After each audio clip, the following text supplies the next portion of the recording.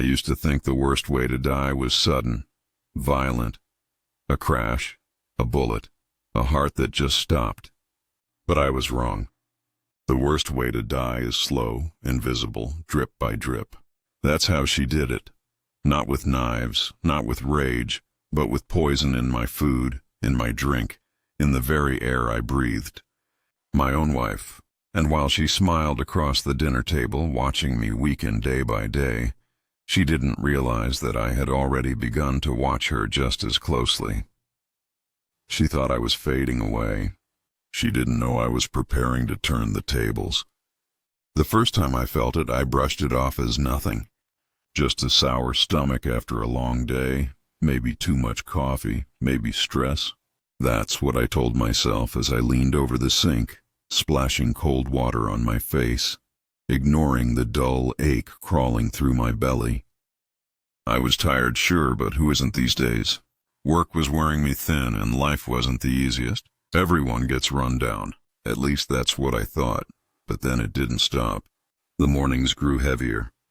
I'd wake with a weight in my chest, a dry mouth, my tongue thick like cotton. My hands shook sometimes, just enough that I noticed when I held my coffee cup. And the strangest part, I felt fine until dinner. It always started after dinner. At first I blamed myself. Maybe I wasn't exercising enough. Maybe I was getting older faster than I thought. 50 creeps up on you, and it doesn't let you forget. I even scheduled a checkup, but by the time the appointment came, I had convinced myself it was nothing worth bringing up. Just fatigue, I told the doctor. Just age. He nodded, checked my vitals, told me to take it easy. I walked out with a clean bill of health, and an ache in my gut that whispered otherwise. That whisper grew louder every night. It's hard to describe how sickness becomes a companion. At first it's an intruder. Then it settles into your bones, makes itself at home, until you start to accept its presence. But deep down, something in me resisted. Something said, no, this isn't right. This isn't natural. And then came the stew. I'll never forget that night. Eliza made it the way she always did. Hearty, rich, seasoned perfectly, the kind of meal that warmed the house with its smell alone. I sat down, hungry, and she served me a full bowl. Hers, though, was different. Smaller, lighter. She pushed the meat to the side, dipped her spoon only in the broth. I remember lifting the spoon halfway to my mouth, pausing just long enough to notice her eyes on me. Not on her food, not on the TV in the corner, but on me. Watching, waiting, and then it hit me like a storm. The nausea rose so fast I barely made it to the bathroom. My stomach twisted, my head swam, and I clung to the sink like a drowning man clings to driftwood. When I came back, pale, sweating, my shirt clinging to me, she smiled. Smiled. Maybe you're working too hard, she said, her voice soft, dripping with concern. But in her eyes, there it was. That flicker. That tiny, unguarded spark of something darker. It wasn't worry. It wasn't love. It was satisfaction. That night I couldn't sleep. I lay in bed beside her, listening to her breathing, steady and calm, while my body shivered under the blankets. I stared at the ceiling, my mind unraveling, replaying every detail. Her untouched stew, her eyes, her smile. By dawn I knew. I didn't want to believe it, but I knew. The woman lying beside me, the woman I had trusted, the woman I had built my life with, was trying to kill me. The next days became a blur of suspicion. I tested it quietly. Skipped dinner one night and the sickness didn't come. Ate just bread another and felt almost normal. When I let her serve me fully, the illness returned. Sharper, heavier, relentless. It wasn't in my head. It wasn't stress. It was her. I began to watch her differently. Before I saw her as my wife, familiar, ordinary, safe. But now I saw her as something else entirely. Every move, every glance, every word became a piece of evidence. She was careful but not careful enough. I noticed how she handled my plate first, always mine before hers. How she poured my glass, sometimes glancing at it after setting it down as if waiting. How she pretended to eat but left most of it untouched. The house grew colder, even in the warmth of summer. Meals became a battlefield. I learned to smile, to thank her, to push food around my plate without eating much. I pretended to cough, to spill, to be too full. I started making excuses to eat outside, grabbing something on the way home, claiming I wasn't hungry when I walked in the door. Each time she looked disappointed, though she masked it quickly. And each time I felt the truth settling deeper in my bones. She wanted me gone, but why? That question burned in me more than the poison itself. Why would she do this? We had our fights, sure. Our marriage wasn't perfect. But murder? That was something else, something monstrous. Did she hate me? Was there someone else? Or was it money? The life insurance policy, maybe.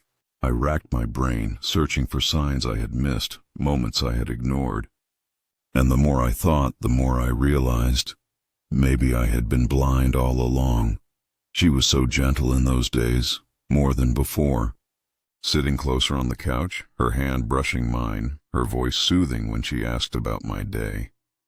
She'd kiss my forehead when I said I felt tired, tuck the blanket around me, whisper that she'd take care of me. Anyone else would have thought it was love, but I saw it for what it was. Not comfort, control. She wasn't nurturing me. She was guiding me toward death, making sure I didn't resist the slow crawl of the poison.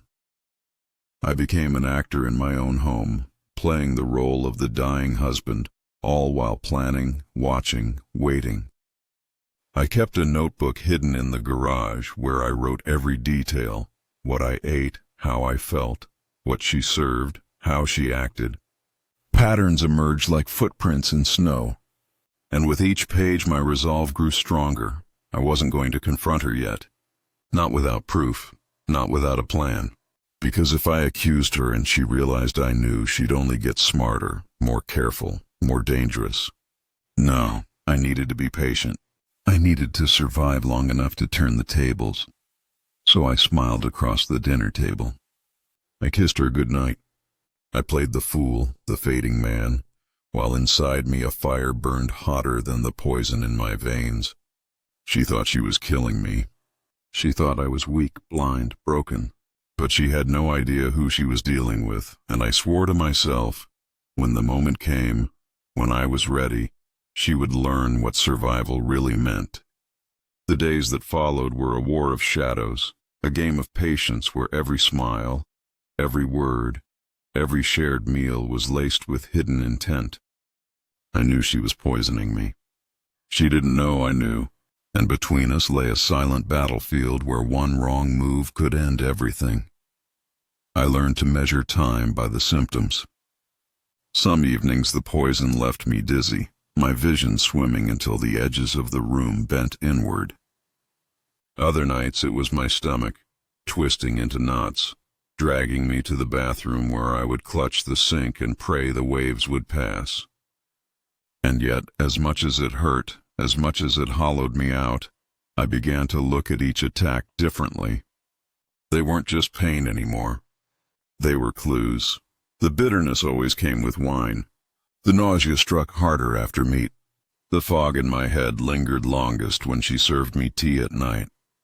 I began to suspect she changed her methods, testing different mixtures, gauging how fast and how far I would fall. She was experimenting on me like I was some kind of lab rat. The thought alone made my hands clench into fists under the table.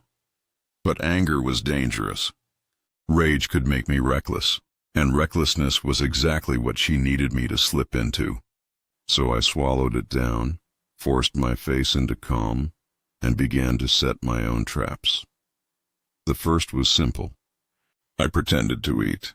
She made roast chicken one evening, golden brown, filling the house with a smell that should have made my mouth water. Instead, it made my chest tighten. I cut into it, lifted it to my lips, but at the last moment, I dropped the piece into my napkin. She didn't notice. She was watching my glass of wine instead, waiting for me to sip. Later, when she stepped outside to take a phone call, I slipped into the bathroom and pressed the greasy napkin into a small plastic bag I'd hidden under the sink. That night, while she slept peacefully beside me, I lay awake, the bag tucked into a shoebox under the bed. Proof that her kindness was nothing but venom dressed as love. I started collecting more after that. A spoonful of stew, a slice of bread, a few sips of tea poured quietly into a jar I'd left in the garage. Each piece labeled with the date, hidden away where she'd never look. I didn't know exactly what I'd do with it yet, but having it gave me strength. It made me feel less like prey, more like a hunter lying in wait. The second trap was harder. I needed to know why. I couldn't keep spinning in circles with only suspicions, so I began to watch her outside of the kitchen, outside of the house. One Saturday, I told her I was meeting an old friend. She smiled, kissed my cheek, and told me to have a good time. Instead, I parked 2 blocks away and walked back on foot, slipping through the shadows until I had a view of our front porch. At first, nothing. She sat in the living room sipping her tea, flipping through a magazine like any normal wife. But then the phone rang. I saw her jump to her feet, grab it quickly, and hurry into the kitchen. Her back was to the window, but I could see her body language, tense, quick, nervous. She didn't sit back down. She paced. She whispered. And then I saw it. Her hand clutching the counter, her shoulders shaking with a laugh that didn't sound like hers at all. It was the laugh of a woman who had secrets. I didn't need to hear the words. I didn't need to know who was on the other line. The truth was clear enough. There was someone else. And together they were planning my death. The thought burned like fire in my chest. All those nights she stroked my hair when I said I felt sick. All those murmured words of comfort. All those promises that she'd take care of me. Lies. Not just lies, but rehearsed lines in a play where I was meant to collapse before the curtain fell. But what struck me most wasn't the betrayal. It wasn't even the looming threat of death. It was her calm. She moved through her days like nothing was wrong, laughing at my jokes, touching my arm, pouring my wine, all while knowing she was killing me. That kind of coldness doesn't come from anger. It comes from something far darker. I tried not to let her see my change. I laughed when she laughed. I told her work stories, kissed her goodnight, thanked her for every meal. But inside me a new rhythm was growing.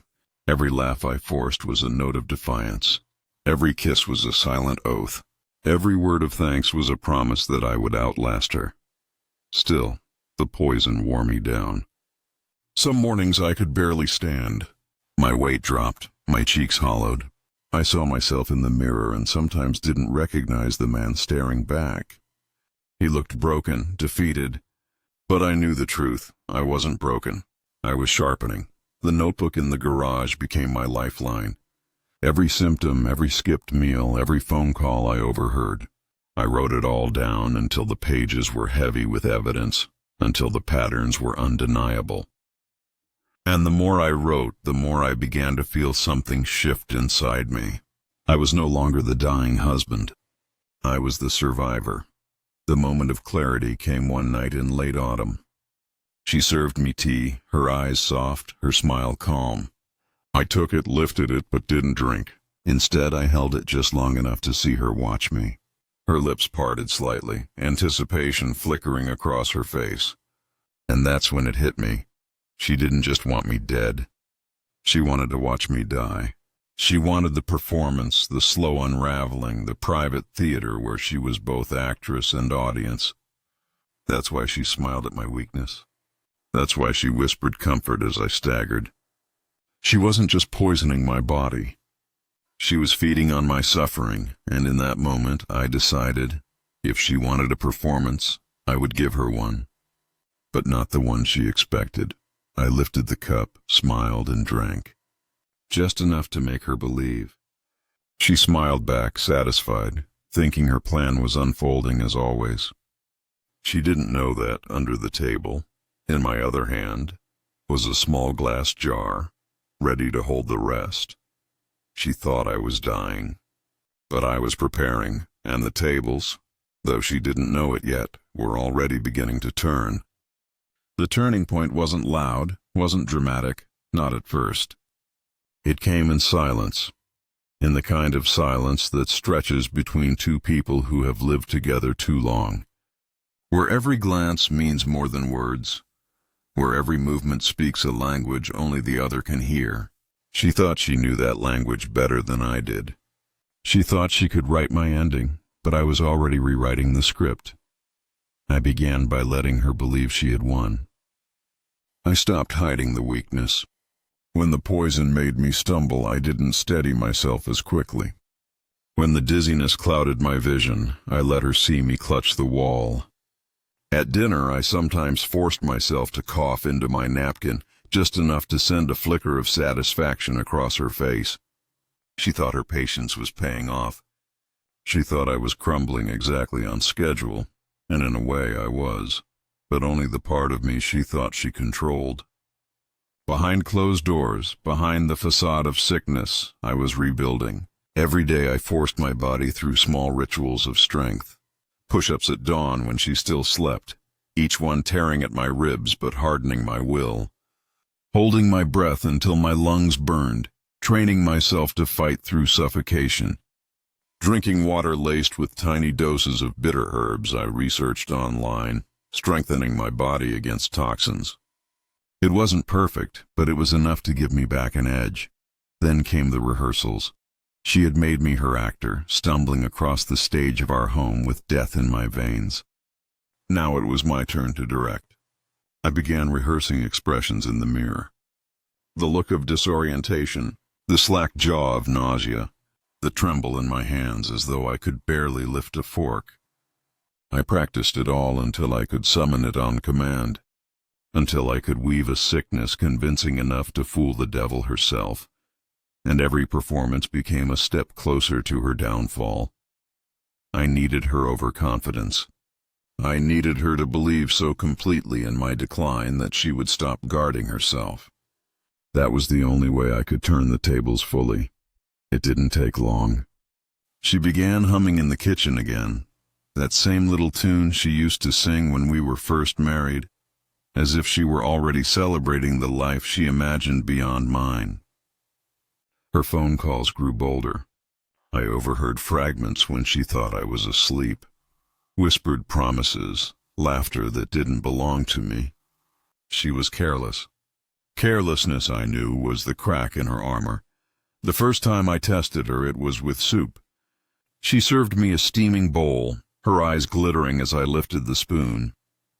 I pretended to tremble, spilling half of it back into the bowl before bringing it to my lips.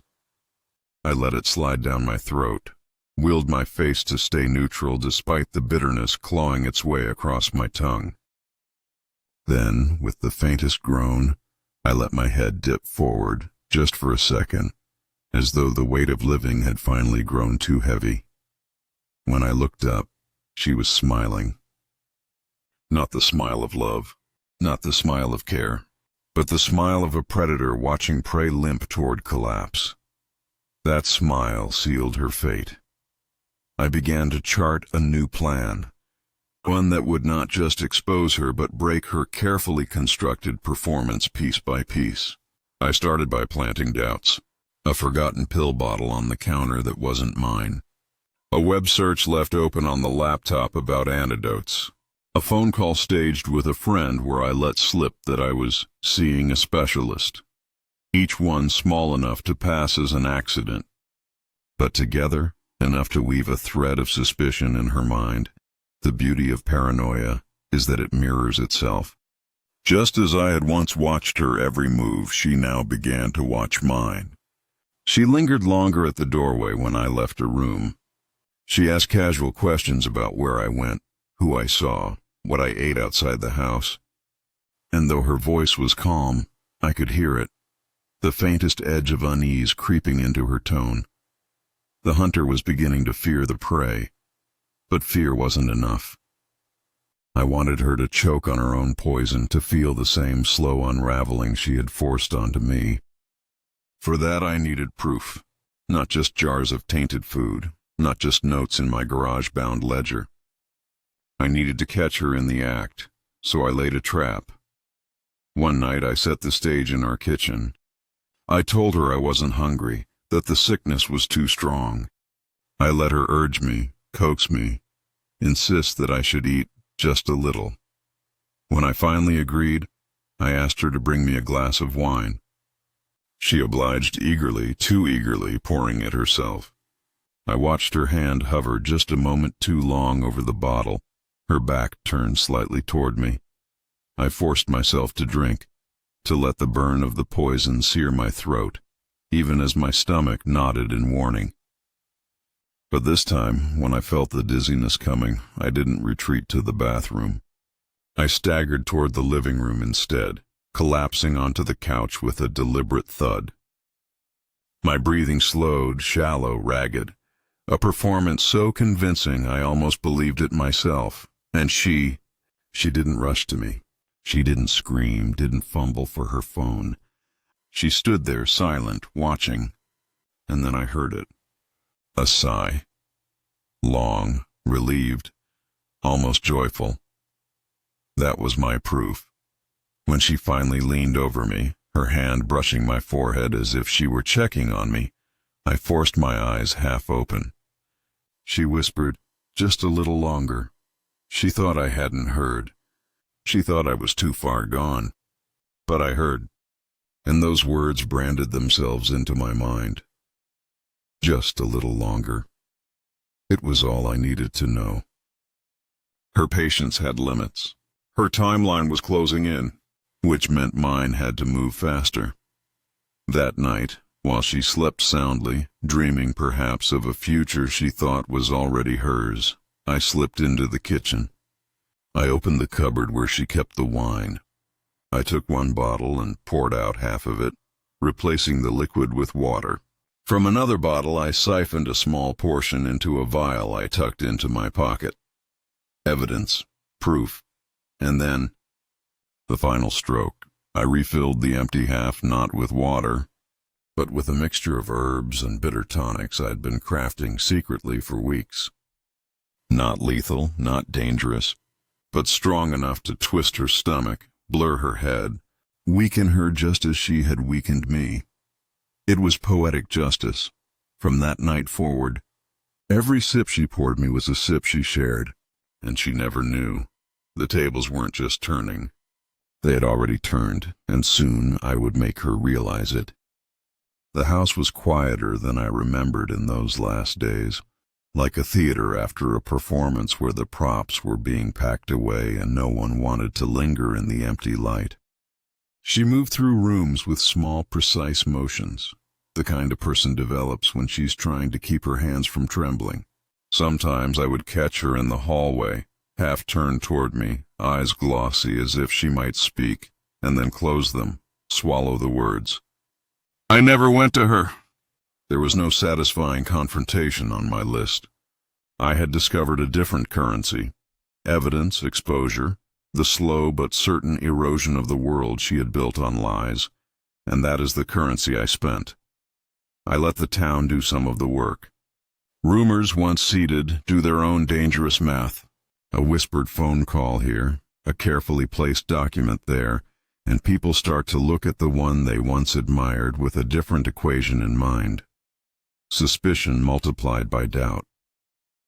It wasn't a private thing for me. I wanted community reaction. I wanted the social scaffolding that held her up to creak and snap. People will forgive private sins sometimes. They rarely forgive public consequences. One morning, the knock on our door came with the quiet authority of officialdom. A woman from the tax office and a man from a firm who handled estate planning stood on our stoop with somber faces and paper in hand. They didn't shout. They didn't make drama. They read from forms and took down names. Eliza opened the door in her robe, eyes wide, hair wild, the domesticated mask sliding off like a torn curtain. Her voice was a rough sound. "What is this?" she asked. But it was not the question I expected. It was the question of someone who had been told she might have miscalculated the math of her life. The tax officer explained in the kind of tone reserved for small catastrophes. There were irregularities flagged, transfers in and out of accounts that warranted investigation. The man from the firm looked at her with a clinical pity reserved for people who have watched their own plans combust. She clutched the robe around her and stared at me as if I had become a ghost she could blame. I let it happen. I let them take their sheets of paper and leave, the door closing with a dull finality that sounded like the last chapter of a book. That evening she paced, she wept.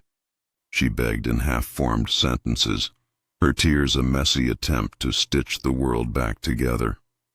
I sat at the kitchen table and folded a napkin slowly, my hand steady. The anger had been flamed down into something colder, a residual clarity that had no need for theatrical vengeance. I wanted her to feel the slow weight of consequence pressing down until she could no longer ignore it. There was also the small revenge of biology. Remember that mixture I had prepared? The one not lethal but sharp enough to twist her stomach and blur her head? I admit it, I let her sip it more than once. She laughed once, a sound brittle and uncommitted, and later I watched her stumble slightly in the pantry, eyes unfocused, pressing a hand to her stomach. I could have called for help then. I could have made friends and neighbors gather, made a scene of concern. Instead, I poured her water, placed it by her hand, and let the house's silence be the stage on which she unraveled. At night she had the nightmares. I would hear her whispering in the dark, murmurs of regret that seemed too late to belong to any honest remorse.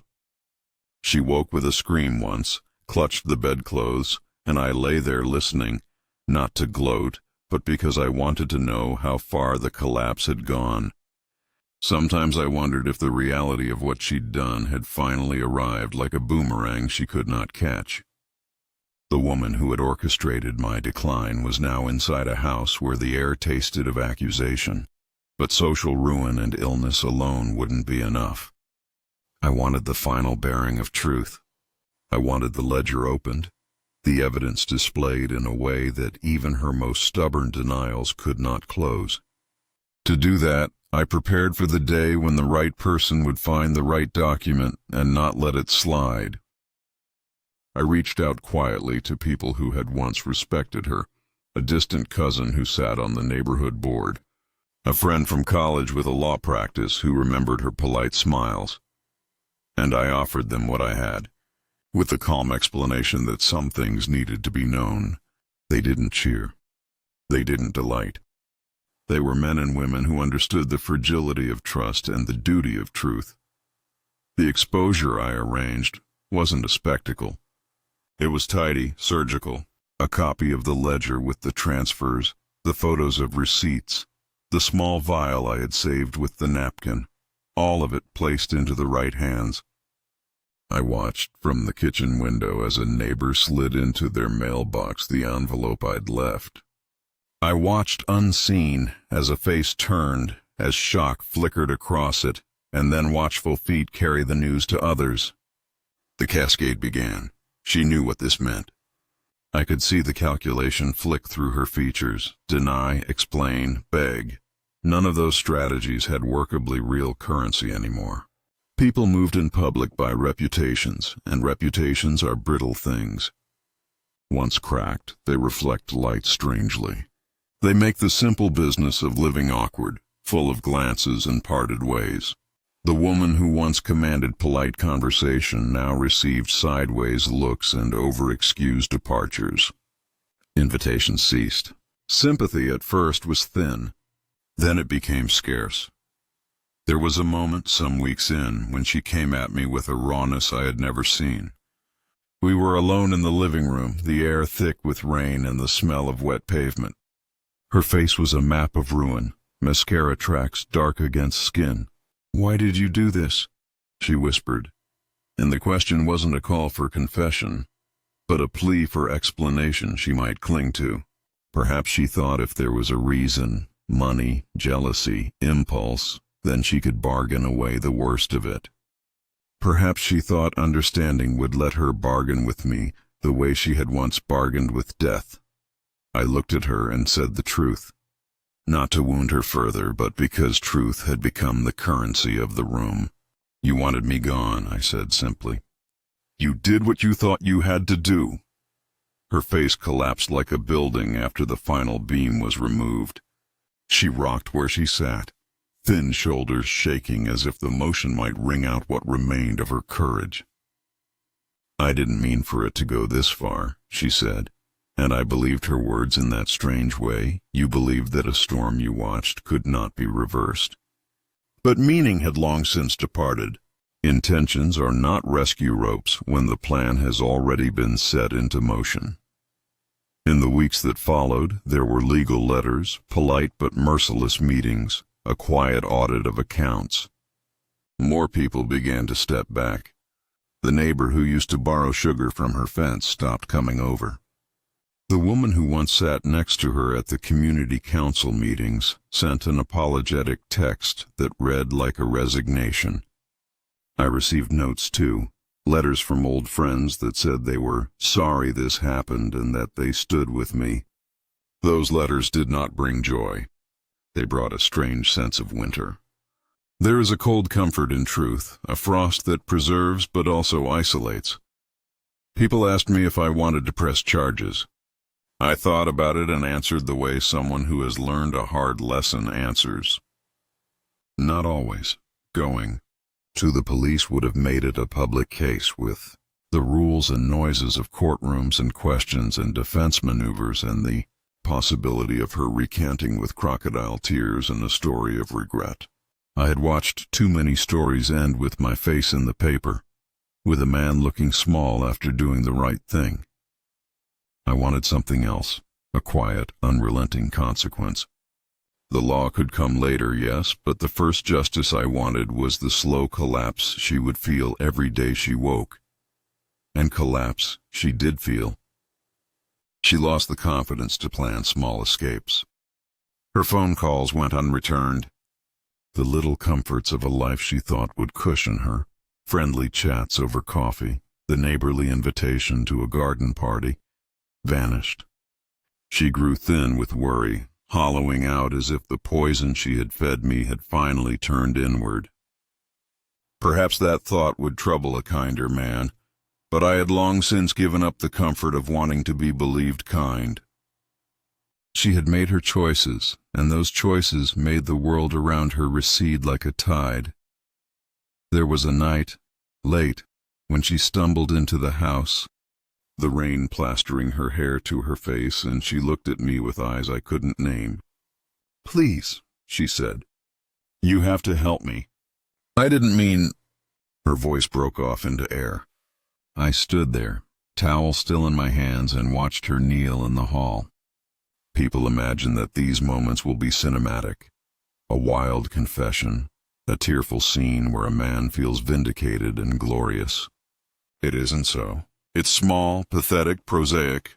She asked to be forgiven not because she'd found religion, but because she had nowhere left to sell her lies.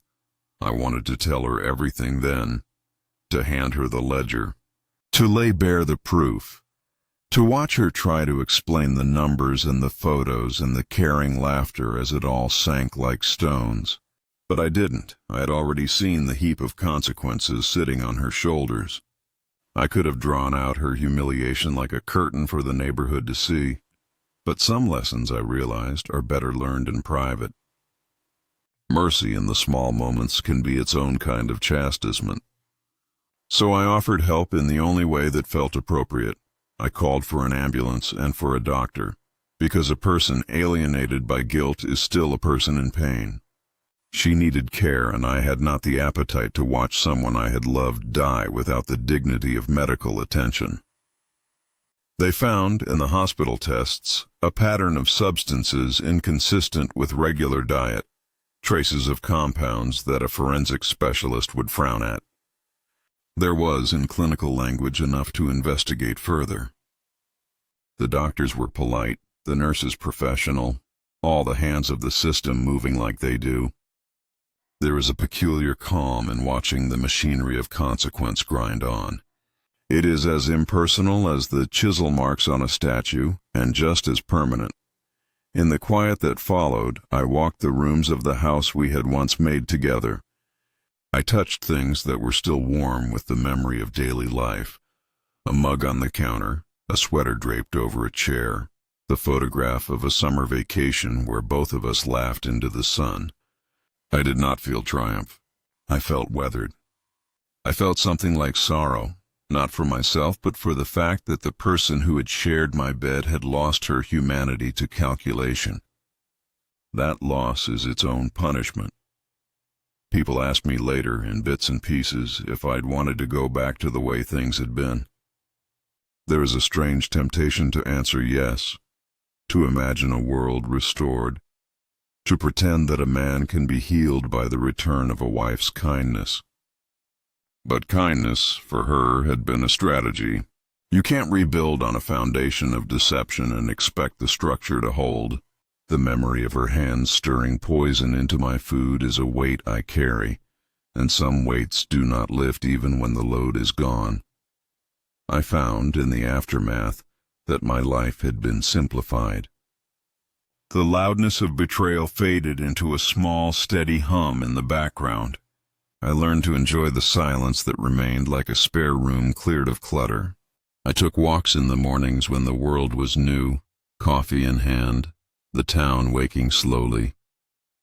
Neighbors nodded, offering small tentative kindnesses. The seasons turned. People moved on.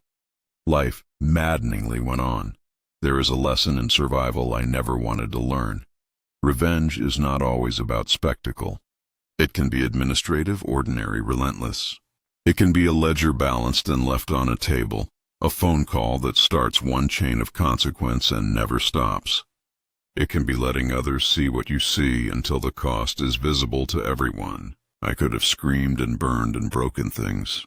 I could have sought the melodrama of knives or headlines. Instead, I chose the slow arithmetic of ruin, because I wanted her to feel what she had intended for me. The erosion of day-to-day life until nothing of the old comfort remained. Months later, when the legal quiet had settled and the town no longer whispered as loudly, I stood in front of a small mirror and studied my face. The lines around my eyes were deeper.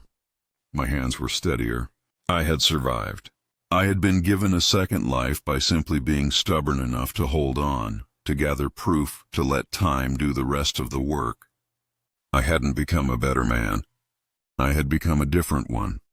Hardened, attentive, careful. That difference in its own way felt like the final answer. When people ask me now, in the kind of curious, hushed tones that used to greet scandal, whether I regret what I did, I tell them the thing I have come to understand. I regret the betrayal, the loss of trust, the fact that someone I loved chose a ledger over love. I do not regret surviving. Survival tastes like water after a long thirst. It is simple, essential, life-affirming. The rest is consequence. She wanted me dead. She poisoned me slowly, like a patient sculptor removing parts of a statue until the face is unfamiliar. She did not understand that in trying to make me disappear, she summoned the most dangerous thing she could have. A man who learned to let time and evidence do the killing for him. The tables turned, not because I wanted vengeance for its own sake, but because I refused to be erased quietly. I refused to become a story told about someone else's appetite. So I remain in the quiet, alive. Not triumphant in a shout, but steady in my step. That steadiness, I have learned, can be the loudest sentence of all.